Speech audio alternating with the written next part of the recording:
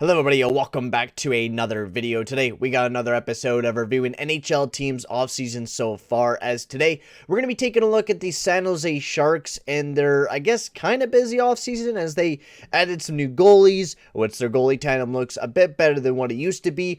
They added some nice depth in Bonino and Cogliano. Not a lot added to their defensive core, but the San Jose Sharks, I mean, they're looking alright to say the least. But they're dealing with a ton of drama right now with also Vander Kane and Hurdle maybe looking to get traded out as well. But before we get into that, I'd like to just say, if you are new to the channel, make sure to slap that subscribe button and hit that like button as well. That would be very much appreciated. And also, if you haven't already, go check out my Discord server that I just started up not that long ago. I would definitely take a look at it. We have some great stuff happening on there. You might be able to join into some live streams. Not just that, you could be my assistant general manager in there, and if you just want to talk some hockey with me, you could go join the Discord server, and I'll be on there practically 24/7, basically, to talk some hockey or whatever it may be. So yeah, go check it out. The link will be down in the description below. So let's get right into this here with the San Jose Sharks, and of course, this is a team that doesn't have a lot of money right now, $2.6 million.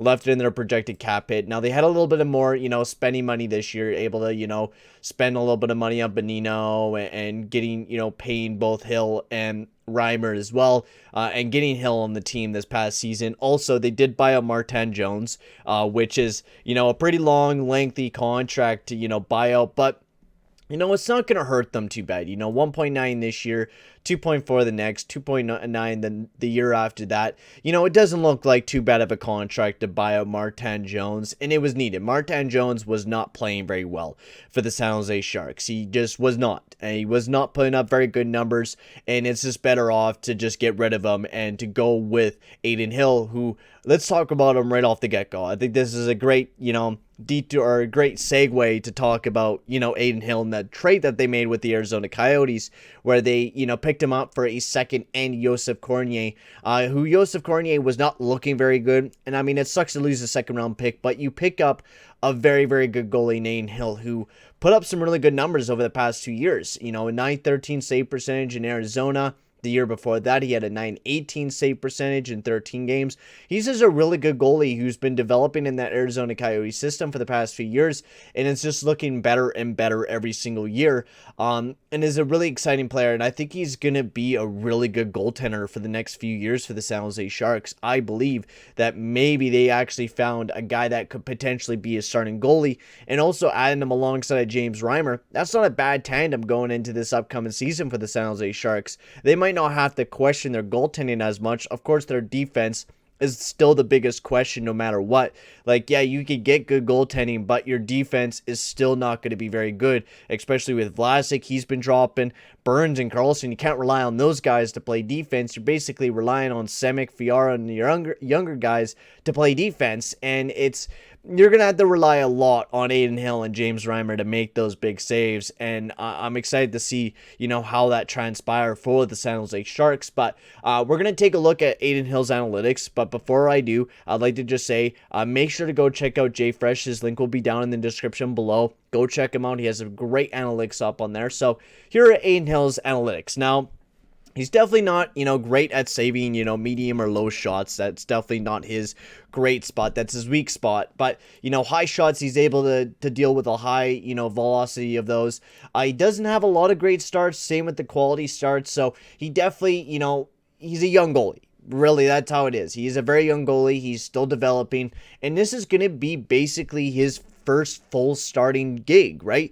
He's going to be going into the season where he's probably going to be playing in a tandem, where he's going to be probably playing upwards of 30 to 40 games this year, and he's going to be relied on a lot to take that big step up. So I'm excited to see how well Adin Hill will do, and he was playing on a team in Arizona where he had to deal with, a high velocity of shots just because of the way the Arizona Coyotes played. They played a lot in their own zone. So I'm excited to see how well Adin Hill will play when, their entire defense is nothing there in San Jose. Will his numbers take a leap, or will they take a drop? I feel like they're going to take a drop just a little bit, but we'll have to see on Adin Hill's talents, right? If he's able to put up the numbers that he was able to do in Arizona, then maybe he's able to pitch that in San Jose. But San Jose's defense is a little bit to be questioned about, I think. And I think Adin Hill will be able to help that out, but will it be enough? I don't think it's going to be enough for them to make it to the playoffs. I think San Jose Sharks are still far away from being a playoff team, but it's a good move. I like what they did, picking up a nice young goalie. It's hard to find goalies nowadays, and especially through drafting. It's good to get a goalie that's 25 years of age and that could develop and, become a really good goaltender. I think Adin Hill was a really good move, really solid move here by Doug Wilson. And then they also picked up Nick Merkley, which I thought was a good deal for Christian Jaros. Didn't really lose out on a lot, and they got a nice depth centerman and Nick Merkley. And in the draft, I really liked their draft. They got William Eklund, which was a guy that I really loved throughout the draft. They also picked up a goalie in Benjamin Gaudreau, who also looked pretty good with the under 18s, and also didn't look terrible there in the OHL. Definitely didn't have the greatest season. But he was really impressive this past season in the under 18s. He didn't get a lot of playing time, of course, so you're not able to really critique the guy a whole lot. You're just going off of, his last year's stats. But, the biggest thing is that they got a really nice player in William Eklund, and that's going to be really exciting. They didn't have a pick last year. Now this year they had a pick in William Eklund they chose, and I think it's going to be a really, really good forward. Great two-way guy. Just the type of player that the San Jose Sharks need for their future, especially since he's a center winger, I think is what he is. I know it says a winger, but I thought he was a center. I'm pretty sure he is, but center winger, he's going to be a great future player for the San Jose Sharks, and I quite like what they did with that pick. I don't know the rest of the guys in this draft, but it doesn't look like too bad of a draft for the San Jose Sharks. Now moving on towards their free agent signings. Now, they didn't lose a whole lot, I don't think. The only player that they really lost was, of course, Martin Jones, who they bought out, and Ryan Donato, who, wasn't that big of a loss for them, and then, some depth guys that they lost, but, nothing too big of losses here for the San Jose Sharks. But otherwise, for their signings, just some depth guys. Dylan Gambrell got him back on a year deal. Barbadano, they also signed him to a deal, which wasn't too bad. I think that was mostly during the regular season, because they did trade for him from the Toronto Maple Leafs. Because, yeah, he was in Toronto, yeah. And then they also signed Belcers for a 2-year, $1.55 million deal, which I don't think is a bad deal. He puts up some, goals. He did really well in the AHL. We'll have to see if he's able to do that in the NHL. I'm excited to see that. He did pretty good for the qualifying games for Latvia. 6 points in 3 games. So maybe they're thinking, future offensive depth guy for the San Jose Sharks this upcoming season. And Nick Merkley. Andrew Cogliano, nice depth signing. He's nothing really special anymore. His defensive game is starting to go down. He's starting to slow down as a player as well. He's just, 11 points this past season, not bad, but he's definitely been slowing down over the past few years. He's not the same Cogliano as what he was when he was playing in Anaheim. So he's starting to slow down a little bit, but he still brings a decent defensive game. And then this is the signings that I really like. Nick Bonino, a 2-year, $2 million deal, which I think is absolutely amazing. Awesome two-way player, brings an amazing defensive game as a center.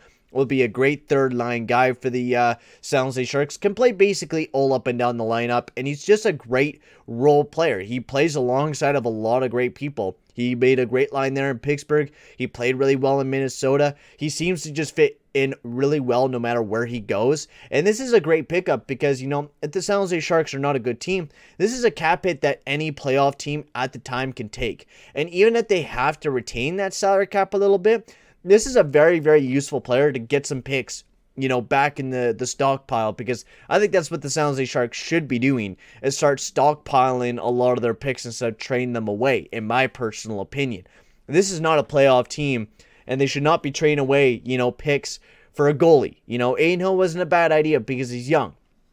But at the same time, this team should be piling on picks, especially with these next 2 drafts. And they've been talking about these next 2 drafts being really, really stacked. I'd be stockpiling as much as I can for these next 2 drafts to, get some good damn prospects for the future of this team, because San Jose, they don't got a lot of future right now, especially on their main roster. They don't got a lot of impressive players. Nick Bonino is a nice addition because if you need to trade him away later on, it's an easy cap hit to trade away. And then they also got James Reimer, which is practically the last guy that we are going to be talking about, who signed a 2-year deal. Nice goaltender, played really well for the Carolina Hurricanes, throwed up, some decent numbers. And he's getting signed for a $2.25 million deal. Not too bad. Has a no trade clause, so he could really pick and choose where he would like to go. And then Adin Hill is the last one there, a 2-year, $2.175 million deal, which once again, not a bad deal there for the San Jose Sharks. And Ole is looking well, honestly.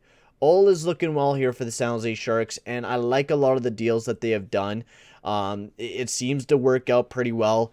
It's definitely not your picture perfect team, and then also including the fact that you're not going to have Evander Kane maybe not playing this year. Who knows really what's going on with that? There's so much I'm hearing from it, so I'm not going to really get too deep into it because it is a lot of crap where it's, his wife allegations saying that he was betting on games and then he denied it and it got proven that it wasn't.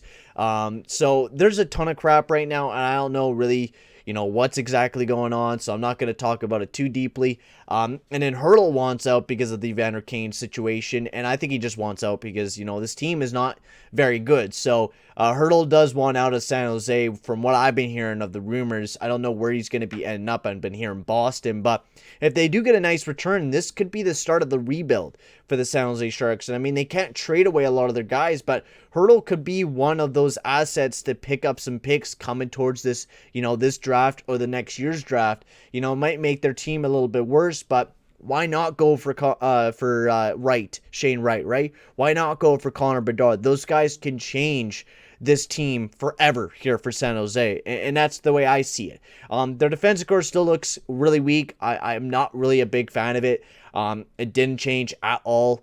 So I feel like Adin Hill and James Reimer are going to have to deal with a lot of high-quality chances from a lot of teams, and they're in a Pacific Division where there's a lot of great offensive teams, especially with the Oilers, the Canucks, and then you could just even look at the other division. What was the other division called? Why am I blanking on it right now? The Chicago and Colorado division. You got to deal with a lot of highly lethal goal scorers in that division as well. So I feel like it's going to be a tough year. They don't got a lot of prospects jumping in the lineup, but for maybe Balcers and Leonard.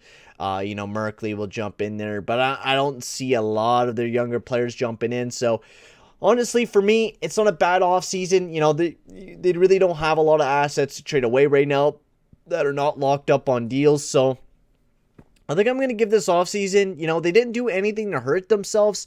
They made really nice deals. They only traded away a second-round pick for Adin Hill, which I thought was a pretty good deal. So honestly, I'm going to give this team a B+. They had a really good offseason. You know what? I'm going to give them an A-, actually. They had a good draft, good trades, good signings. They didn't, sign an Erik Karlsson deal to somebody else again. So I quite like what they did. And yeah, tell me guys in the comment section below what you guys thought of the San Jose Sharks offseason. And yeah, let me guys know. Oh my lord, why?